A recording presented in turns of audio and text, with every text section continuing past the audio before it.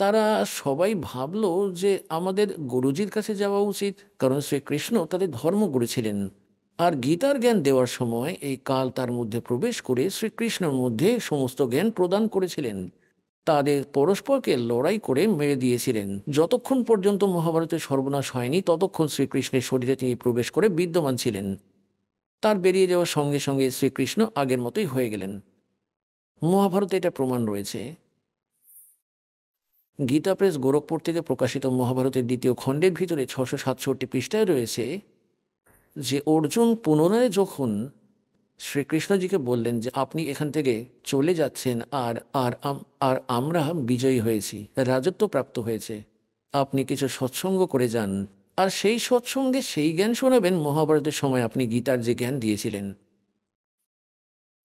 শ্রীকৃষ্ণ বললেন, অর্জুন, তুমি বড় অবিশ্বাসী, তুমি বড় বুদ্ধিহীন, তুমি সেই জ্ঞানকে কেন মনে রাখলে না? অর্জুন বললেন, আমি ভুলে গিয়েছি সেই জ্ঞান। তুমি সেই জ্ঞান কেন মনে রাখলে না? তুমি বড়ই শ্রদ্ধাহীন, তুমি বড়ই বুদ্ধিহীন, তুমি একেবারেই নির্বোধ। আর এখন আমি সেই জ্ঞান যেমনকার তেমনি বলতে পারবো না, কারণ সেই সময় আমি যোগ যুক্ত হয়ে সেই জ্ঞান বলেছিলাম।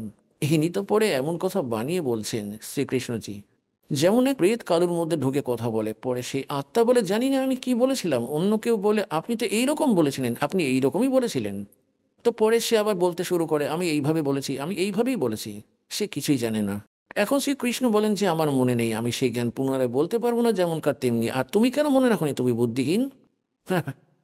তো পূর্ণতগণ দাস এই সৎসঙ্গ করছেন। আর আপনি যদি প্রথমবার সৎসঙ্গ শুনতে এসেছেন তাহলে আপনার মাত্র 20% মনে থাকবে, আর তাও কিছুদিন পরে। আর আমার কাছে যদি শুনতে চাও তাহলে আমি শোনাতে পারবো, যদি সচেতনতায় বলে থাকি। আর যখন এটা বলবেন যে আমি যোগযুক্ত হয়ে বলেছিলাম এই জ্ঞান, যখন তো যুদ্ধের মুখোমুখি সৈনিক দাঁড়ায় তখন তো মানুষের হৃদয় কেঁপে ওঠে, আর সেখানে যোগযুক্ত হয়ে গেলেন, তাহলে তখন পিস অফ মাইন্ড ছিলে, তাহলে যোগযুক্ত হতে কি সমস্যা আসছিল তার উপরে? তাই শ্রীকৃষ্ণজি সেই জ্ঞানের কথা বলেননি।